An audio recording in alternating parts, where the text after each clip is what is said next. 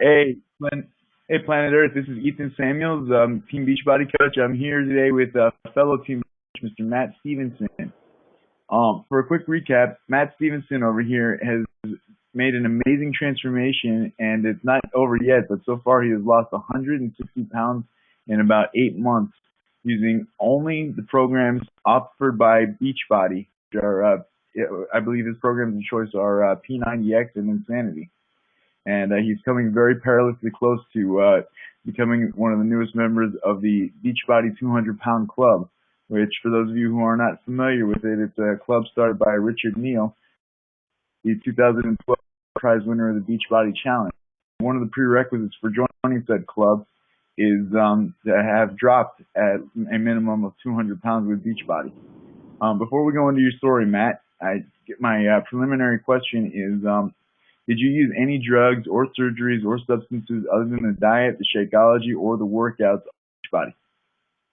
None. I use none. I only use, really the only supplements I use other than Shakeology with the Activate and the CalMag from Beachbody. That's amazing. So for all of you naysayers out there who say that all these success stories are staged, or they're using steroids, or they had a personal nutritionist or anything like that, you didn't use any of that, did you? No personal nutritionist. To be perfectly honest, all the nutritionists I ever went to my entire life were overweight, and I kind of felt it was a little bit redundant that they were telling me how to run my nutrition. Yeah, I mean, it seems like if someone's advocating anything for you, it seems like you'd want to know, hey, have you used this, and has it worked for you? And if the answer to either one of those questions is no, then it should be the end of the story. Am I right? Absolutely. So tell me a little bit about the setbacks that you've had to deal with. And I know the physical limits that you had to encounter. I mean, I know. Well, as far as physical limitations go, when I first started out, there were a lot. As a 423-pound man, let's be honest here. The Beachbody programs were not designed for guys like I was, for guys like Richard Neal was when he first started. Now, one of the biggest things that you have to remember is if you just keep pushing and pushing, eventually you'll get better. Now, one of the biggest things was learning how to modify moves was a huge setback. Really trying to and keeping that motivation going. Another one of the biggest things would have to be that still carry on to this day would most definitely be your head. Your head's your worst enemy in any scenario. Because the reason being is, as a 423-pound man and a stress eater, when you go under stress, all you want to do is eat and eat and eat and eat and eat and eat. But, of course, for the sake of losing weight, you can't allow that. You can't allow that luxury. So in the very beginning, that's a huge problem. And did you have any type of support system that was there that helped you understand, deal with all of that stress? I know Beachbody has this awesome coaching program. Absolutely. Coaches are important. They're one of the biggest parts of the Beachbody community. Reason being is because they are there to help you. They're not there to train you. They're not your trainers. They're there to be your accountability. They're there to be your emotional support. And mine did a beautiful job of that. For the record, you're Richard Neal, am I right? My coach is actually technically Kim Duke, his spouse. But Richard, I consider Richard and Kim both my coaches because they've both been so wonderful. And they've both helped me equally. And of course, having an accountability group helps a ton. Being a part of a challenge group, being a part of a community, a family, whatever you want to call it, huge.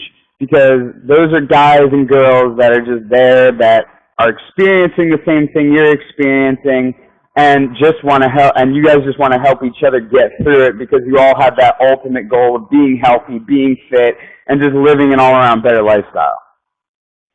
Yes, you got so excited by the assistance to you by your coaches that you yourself are a coach now as well. Oh, absolutely. I wouldn't have it any other way. I mean, any chance that I can get to pay it forward, I will. And because, there are other people out there who are struggling just as much as I was. I was actually a coach from about a week into my journey because, thinking about it, at first I thought, well, I'm still this, 400-pound guy who doesn't know much, but yeah, I know more than people who haven't done anything yet. So there are still people out there that I can help. And I figured instead of just, sitting idle, I'd do something about it. And did you feel that being, shall we say, at the beginning of your fitness journey was a handicap to you when you started coaching?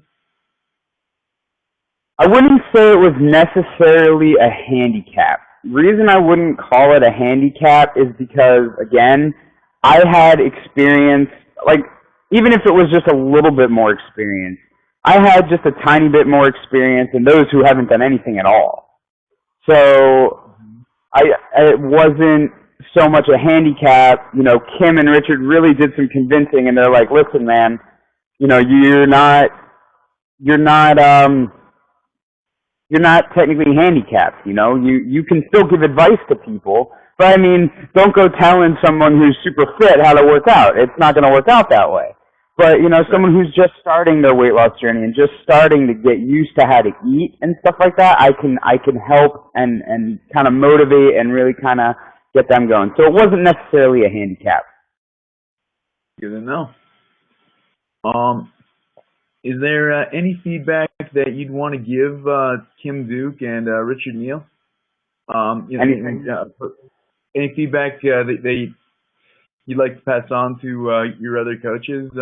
Because it's one thing to themselves, which I know Kim and Rich both did, but to guide other people through it, to kind of sort of take people as far as they can see, and then when they get there, they'll see further. That's a whole other challenge in and of itself. Mm-hmm. And I myself have undergone my own transformation, but I'm sure that there's still things that I can do for people who are dealing with their own. Absolutely. If there was any feedback I would want to give to anybody, whether it's another coach, whether it's a coachee, focus on your why, man. Keep yourself focused. Just make sure that you don't forget where you came from and don't forget where you're going. Because if you lose sight of either of those, you're going to lose yourself in the whole thing. And you're going to start doing it for selfish reasons, which is something that nobody wants to do. Because if you do it for all, and this is something that I can't stress enough, if you're going through a transformation for all the wrong reasons, you're not going to sustain it for the rest of your life. And it's just not going to work out that way. I made a video a couple of days ago where I was talking about if you're doing it to fit into a type of car, or you're doing it for a pretty girl, or a handsome man, whichever way you roll. If you do it for that stuff, tomorrow that stuff could be gone. You could wake up tomorrow and that, and not to sound more mortifying or anything, but that car could have been discontinued, that roller coaster could have been shut down, that person could have died in a car crash, you never know what tomorrow is going to bring. The only thing that's guaranteed tomorrow is you when you wake up. So do it for you. Do it so that you can better yourself, and do it so that you can do anything that you want to do in your life. Not just one thing or one specific thing, but anything that you put your mind to, you can achieve by just being healthy and being fit and being well. Because, if we're laying, sick, half dead, and and dying, or sick, half dead, and fat in a bed, how are we ever going to achieve anything we want to in our lives? No? And I know you were talking about how one of your big whys is the fact that you like playing video games, and you actually would like to be able to do what the guys in your video games, can do. It was absolutely one of my biggest inspirations. When I was 423 pounds, my bliss was video games, because I felt like I could live a life in a virtual world because I was unable to do it in real life. But since starting Insanity, since starting P90X, since starting these amazing Beachbody programs, I've been able to do things with my body that I never dreamed I would be able to do. And it gives me hope for the future of being able to do these things I saw. One of my biggest dreams was to be a free runner. I wanted to do parkour. Now that I'm starting to realize that I'm a little bit of a bigger dude underneath, that whole agility thing may not be my lifestyle, that I may want to lead. I've been leaning more towards bodybuilding and stuff like that, now that I start to see my build a little bit. But, I've always wanted to do something with my body, make my body look a certain way, make my body function a certain way. And now that I'm starting to see what my body is capable of, I have so much more hope for the future. And it just furthers that drive and makes me want to just keep pushing forward. So you said you're talking about doing becoming a bodybuilder. I don't know. Do I see some body beasts in your future? Yeah, you're gonna love body beasts. I've actually, funny you mentioned that. When I did, as you know, most likely that I had surgery on my stomach, because I had to do 2 weeks of recovery. During that 2 weeks of recovery, I became so slender and slim, but noticeably, because as soon as I started getting back to P90X, I puffed up like a balloon. My muscles started to come back, and as I started getting back to my normal eating schedule. Now, shortly after my surgery, literally 3 days after, I pulled my groin. So, yeah, I pulled my groin. And what that caused, I couldn't use my legs. Couldn't do plyo, couldn't do leg day, couldn't do tempo. That took... And I couldn't do yoga because I couldn't stretch it. So that took 4 days out of P90X, which would make that workout completely null. It would make it almost absolutely useless. So what did I do? I talked to Kim and Richard. I said, guys, listen, I need to know, because I can't afford the Body Beast program right now. I said, I need to know if they have spreadsheets for the Body Beast workouts. And they do. Yep, they do. They have spreadsheets for the workout. If you can't afford the program, get the spreadsheets for the workout. They're on the website, and you can use those in the gym. You can apply them to the gym. You can use them with dumbbells. So what I did was I took the spreadsheet. I did upper arms for 4 days. I did upper body, complete upper body work. And after my groin was fixed, boom, right back on the P90X. Didn't stop me at all. And God was so good to be able to provide that for me. And Kim and Richard were so wonderful. How'd your arms feel afterwards? Can I see you doing a flex? Yeah, you want to see a flex? Yeah. Oh, yeah. Woo! Sun's out good stuff, bro. Not a whole lot there yet, but it's getting a little bit toned as we go and as the skin starts to retract. But my arms never felt worse, and I never felt better. That's amazing, dude. So what would you say to to the naysayers out there that P90X, Insanity, they're like cookie cutter ideas. You got to be in shape, in order to begin them. What would you say to that? What would I say to that? Well, I would say, first of all, don't knock it till you try it, first off. Because let me tell you something. When I was bigger, when I had no right to judge any kind of workout program, because I never did a workout program before, I was just like, nah, doesn't work. Impossible. DVDs, there's no way in hell. There is no way. And let me tell you something. I ate my own words. because I am, I ate my own words, because I now do, the first one I was introduced to was Insanity by my buddy Nate Phillips.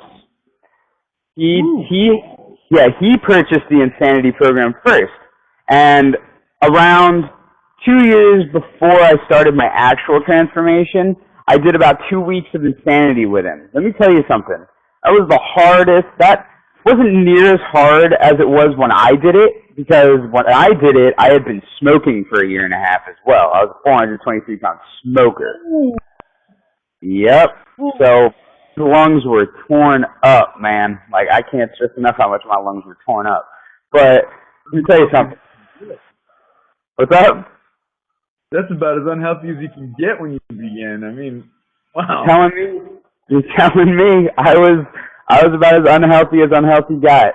But you see, I started the Insanity program, and then he moved away, so I had to stop because I didn't have a copy of the DVDs myself. And I was just kind of like, well, maybe I can find another workout. That one kind of worked. I lost like 5 pounds. I wasn't really dieting. I was still eating junk. And then my buddy Cameron introduced me to P90X. And I was just like, oh, okay, well, he's like, I'll do ab ripper, try the arms. And I was so out of breath and stuff. I'm like, there's no way this crap can work. I'm so tired. This isn't meant for people like me. And basically what happened was I finally got so fed up, purchased a copy of Insanity, never used it. Never used the copy of Insanity that I purchased. And I was like, all right, well, it's doing what 90% of people do with Beachbody programs. I bought it, and it sat on a shelf. So then finally I went to the doctor, after being down, depressed, and really, honestly, just trying to end my life. Just trying to get, and honestly, it's I was in a very dark spot. And I went to the doctor. Doctor said, listen, man, you're not going to live past 25. He was straight. He was a straight shooter with me. He's like, you're 20 years old. You're at the end of your rope. So he told me. And I was just like, I can't believe that. I refuse to believe that. So what did I do? I looked at that copy of Insanity that I had purchased about a year ago. I said, time to get started. It's time to at least, make an effort. And that decision was the best decision I ever made on my life. August 21st, 2013 was my starting date for this weight loss journey. And to those of you who say this crap doesn't work, I said it too. And now I'm a before and after picture. Tell me something. Now, you say you're a before and after picture. Is there really an after for you? Is there an after? Nope. Always improving. Constantly working on something. Never being good enough. Not in a negative context, but I know for a fact that there will always be something that I can improve upon, and I'm constantly, for the rest of my life, going to be working on something. Right now, I'm still working to lose weight. So I'm cutting the calories, I'm cutting, a few carbs here and there, and then I'm working my butt off just to lose the fat. Next stage of my life, I'm going to be bodybuilding.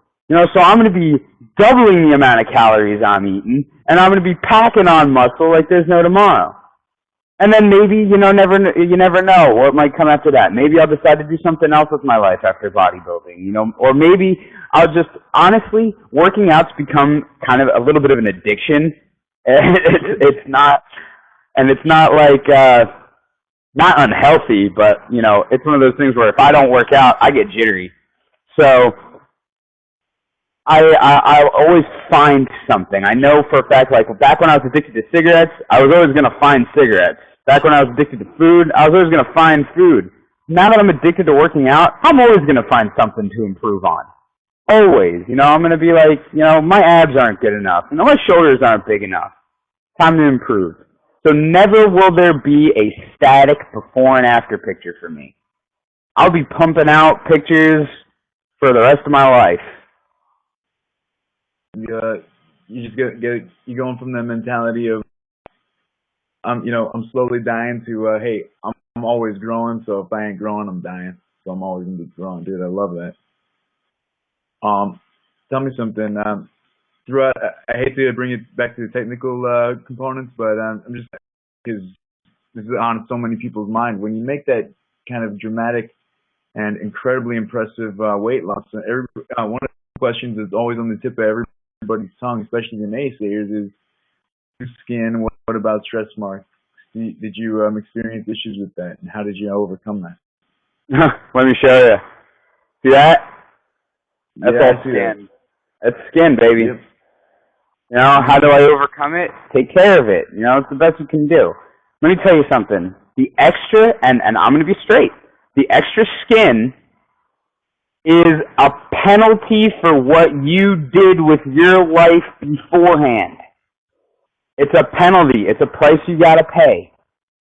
And yeah, you can get it removed, but there ain't no way I'm getting mine removed because this is a constant reminder of where I've been. Remember how I said earlier, don't forget where you've been, don't forget where you're going.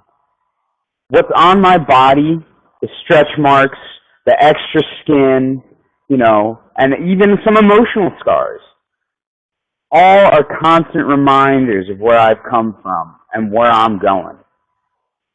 So, and I know Richard calls it his battle scars. I called it my battle scars too. Even before I met Richard, I called them. I'm like, I'm going to have battle scars from this. I can already tell. And I am, and I do. So how do you deal with it?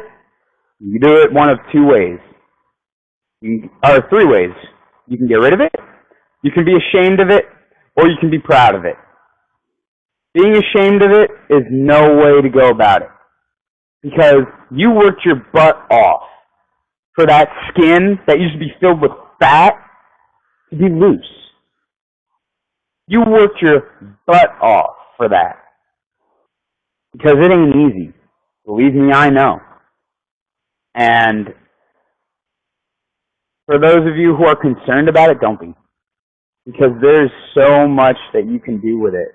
And if you take care of it and you're young, it's going to snap back. Most of the way at least. Like a rubber band.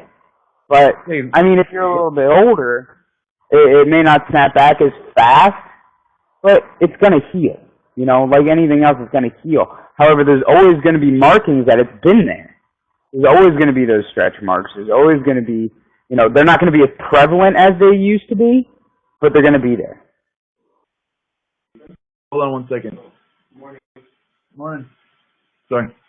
Yeah, I'm at my folks' place right now. That was my dad. I'm sorry about that. But fine. Hey, I just had a question. Plus, what is skin made of? What's the most prominent ingredient in skin? Collagen. Water, I believe. Oh, water. Yeah, that's it. Yeah, the human skin is made of 70%. What happens when your frame, contracts gradually? Your body retains less water. And there you go. You have less skin. Mm-hmm. And I want to jump in right there and plug, if I may, Shake. One of the amazing things about Shakeology is it actually is the speed at which your layer, your outer skin creates itself. And you brought up how quickly skin kind of snaps back when you're young. That's because when you're young and you're still growing, your skin regenerates every 30 days. That process slows down a little bit when you get older. That's why lose time to contract when you get older. But the nice thing about using Shakeology is that kind of jumpstarts that whole process. The reasons why I know you're not going to be, by the time, I don't want to say done, but by the time you feel go back on stage, which by the way I'm so excited to share with you when we both go and compete, you're not going to even feel the need to get anything removed because there ain't going to be anything to remove. And what's it called? Did you I know that having that stuff, I'm sure in the beginning was kind of a hindrance, but you used compression clothing, didn't you? From from like water. Yeah. Yep, I used compression clothes, increases blood flow, and really also kind of just keeps it compact. So that way it kind of helps it along, just kind of pushes it along. Mm-hmm. So yeah, bottom line is, you found out that where there's a will, there's a way, and believe you me, there are few people around with that kind of will. But if you got a will, Matt Stevenson over here and yours truly will give you the way. I wanted to bring up something else about what you were talking about being a stress eater. Can you go into the difference a little bit between the conquering the compulsion to eat when you're not hungry to the very legitimate and real feeling? And would you really be able to see the important difference without using a coach? Without using a coach and with using a coach? Alrighty. When I started on my own, I was dependent on high volume diets because I couldn't control my eating, because whenever I had that compulsion to eat, I just did it. For example, I was on a diet. You've heard of the Atkins program? I've heard of it. Where it's as much meat, cheese, veggies as you want. You just got to cut carbs out completely from your diet. Well, basically what I did was I used that. My body went into ketosis like it's supposed to, and then I lost about 20 pounds and then plateaued. Plateaued for probably about a month. And then after that, that's when I found Kim and Richard. And what happened was, now that I had somebody to channel those emotions to, I didn't feel the need to stress eat. When you're a stress eater, you have to, this is essential, you have to channel those emotions somewhere else. Or else you're going to go to the one thing that you used to go to all the time, which is food. You got to reach out, you got to talk to somebody. Whether it's your coaches, whether it's your accountability group, being a part of a coachee relationship is huge. It's huge, solely for the purpose of accountability. Keeping yourself accountable, because what that does is that gives those negative thoughts and those negative emotions a different venue than just eating. Me, I used to close up, I used to seize up, I used to not want to talk, and I would just sit there and eat frickin' Ben and Jerry's all day long. Or I'd eat, like 10 pounds of chocolate. It was disgusting. I was a disgusting human being. I really was. And I'm not saying I'm judging other people who are in that boat, because I can sympathize with it. And Kim and Richard saved my life as my coaches. Coaches can save your life because they hold you accountable. They tell you when you messed up, how you messed up, but they also tell you how to fix it. Not necessarily, and it may not work. It may work. Of course, it's going to be a toss-up whether or not you decide to take that advice. But let me tell you something. Reach out and talk to someone. Try it. It helps a ton. And if you feel like, I don't need to talk to anybody, I can go it by myself on my own, that may be. But let me tell you something. You can't fix this without fixing this first. Because this is where it all starts. This is where all those negative emotions, negative connections all dwell. It's where all those demons hide. And let me tell you something, those demons have triggers. And when those triggers are tripped, you're going to eat. But if you have somebody to talk to, and you say, say Kim and Richard weren't available and there was Ethan here, I'd be like, Ethan, man, I feel like eating right now.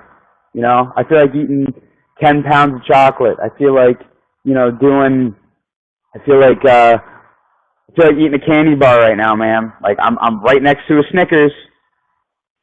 And Ethan would probably tell me, be like, no, you're not going to do that. Why? And well, first, most likely, Ethan, I imagine, you'd be like, what's up, man? What's bothering you? What's causing you to feel this way? And then, I tell him, well, my day's been terrible. I'm stressed out, all this stuff. And then he gives me alternatives. That's what Kim and Richard used to do. They used to give me alternatives. They used to show me that what I'm doing is not the only way to deal with it. And one of the biggest ones that I went to was prayer. Kim and Richard were huge advocates for prayer. And they were just like, listen, man, pray about it. And I'm just like, all right, you know what? I was open to it, and I tried. And what about, say, somebody who's a different religion? Does that even matter?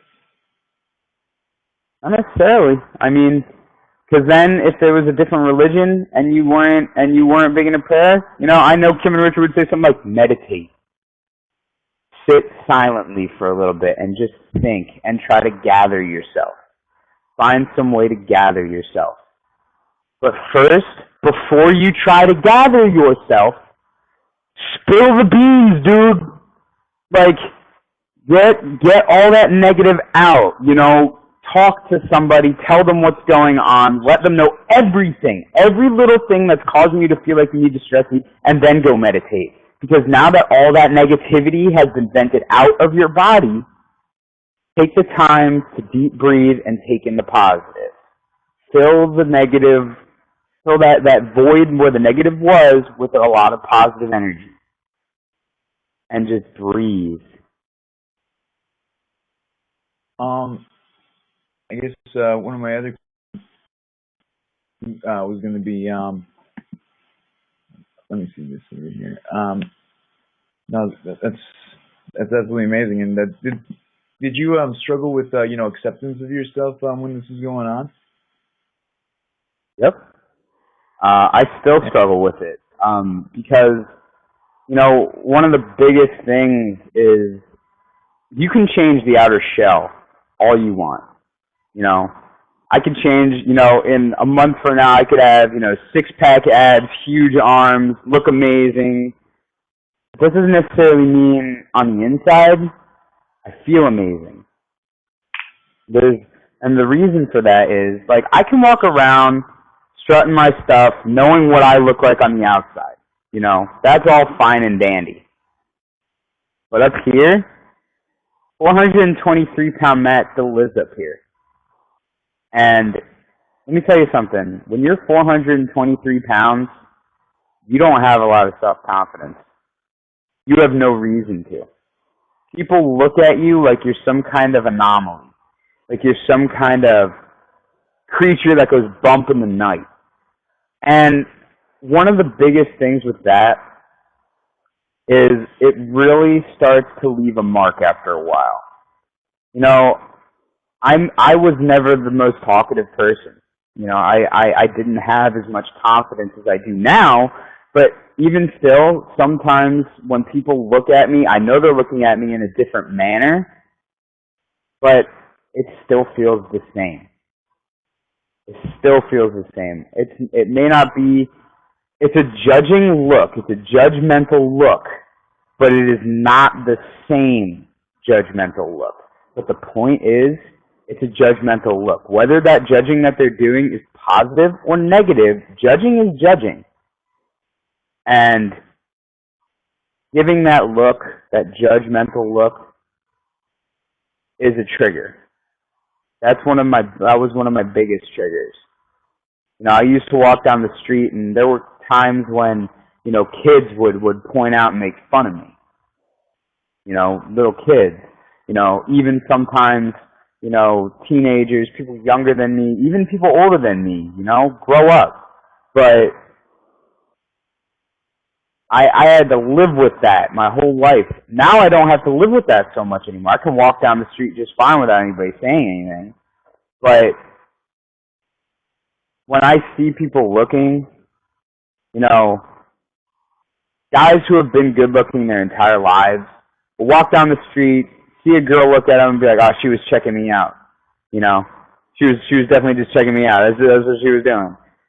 A guy like me, who whenever a girl would look at me and I know wouldn't be saying that, would either look at me and snicker or look at me and laugh, which has happened. When I see that now, that's the first thing I think of. Because my life before scarred me. It scarred me. So there are presently still a lot of struggles, day to day. Day to day. He still lives up here.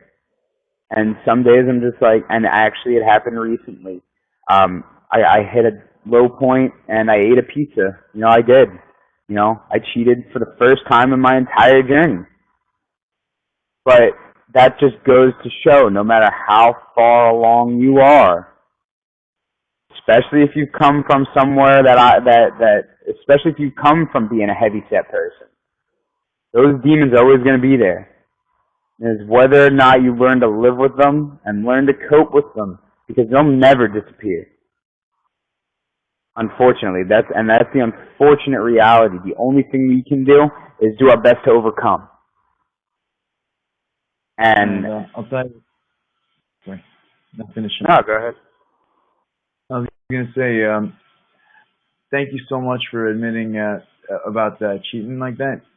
And you got your coach to show you the tough love about all that. I'm gonna just even the pros slip up. They all do. And one of the things that separates the champions from the coulda, woulda, shouldas is this like all or nothing mentality that people have. They're like, oh man, if I'm not perfect all the time, then then I'm just gonna screw up. And then they let one slip up, one mistake, one setback, one bad day, one bad meal. They let that completely derail their trip. You didn't freaking do that, and God bless you for it. Mm-hmm. And you can't have an all or nothing mentality. You can just have like, look, I went through this. I made a mistake. When you do body, you see this more and more. When you grow through what you go through, you get yourself a real huge breakthrough. And Sagi Kalev, the creator of Body Beast, is very, very big into all of that. And one of the other really nice things about him and his program in particular is he is very approachable at every single step. And one of the things that got me into Beachbody and about it was all of these trainers, to some extent, the Sagi's approachable, and they'll actually give you feedback on your, and you can even admit to them, hey man, this, and they'll give you advice and they'll help you keep going. And I'll tell you something else that you mentioned to me. You mentioned a desire to become a bodybuilder, and you mentioned also, how difficult it's been sometimes to endure some people judging looks. Bodybuilding, they're going to be judging you like crazy, and you've got an advantage over anybody else that ever walks on stage. Definitely over me. Because when I started getting ready and I started practicing my posing, I had to stare in the mirror for a good deal of time. And which for a guy as narcissistic as I am, it's not, some people think that sounds like a lot of fun. But I had to study every single flaw. And those mirrors and those lights, they magnify every single flaw we've got. And I felt like kind of a beach whale after a little bit. And it was really hard for me to practice my posing. In my first show, I was so self-conscious that my posing suffered. And I just said that I came within striking distance of placing. My posing just was not strong enough. And it all had to do with confidence. That's an advantage that you're going to have over every single person that ever steps on. Dealt with that, and you've conquered that. And I'll tell you, looking at your before and after pictures and looking at Rich's, I'll tell you right now, and you guys' transformation videos, and even just having them play in the background while I post. To this day, that's how I overcome that. You guys, I'm not your coach, and you're not or my coach, but your transformations, I live your stories vicariously through, and you guys help me eliminate my excuses. So I want to, I feel like, before we belabor any of the points that we've been making, they've all been great. I really want to thank you so much for coming on here today and opening up and sharing your story, Matt. You know, No, your no story is a problem. great. I'm really proud of you. I'm really proud of watching you or seeing your posts. Don't ever stop. Don't ever stop transforming, and I'm really, really excited about stepping on stage and sharing it with you. I ain't saying I ain't gonna beat you because you know but what's called. I look forward to trash talking you. I look forward to sharing the stage with you, and I look forward to competing with you to get one of those trophies and to have you part of this generation of Beachbody beneficiaries that ultimately will, I know, step up to the pro competitor stage, get endorsed and get paid to show off that body that you've been busting you guys to build. I can't wait to see where you go from here, buddy. It would absolutely be a dream. It'd be a dream come true to be able to do that. And thanks for having me here, Ethan. You know, it really is an honor, and I gotta say thank you. And I really appreciate what you say. And it really means a lot. Just knowing that there's someone out there who can at least be inspired by, and Richard and I agree on this all the time. You know, if we can inspire just one person, we've accomplished something. And to hear you say that really means a lot. And I look forward to competing with you. Hey man, I'm a trash talker, so I can take it and I could dish it. So Awesome. I can't wait to see where my journey with Beast leads me. But for now, I'm not done with my weight loss yet. I'm still going to be trucking with that for a little while. And then when that's done, I'm just going to be dedicating my time to training. I'm going to try to compete every year in the Beast Classic, just to keep going. You know what I mean? I can't wait to have you on there with me, and I know you're gonna make us all proud with that. And it sounds like about as good a place as any to end it transmission. So I hope you have a great rest of your day. And to all you guys looking out there, the proof is in the pudding, man. Oh, sorry, right over here. Damn, right over here. Proof is in the pudding, man. Good on you, Matt. And wherever you guys out there are tuning in, good luck on your journey. Hope we can help, because that's what we're here for. All right, thanks for having me here, Ethan. It's been awesome. And all you guys out there, thanks so much for watching.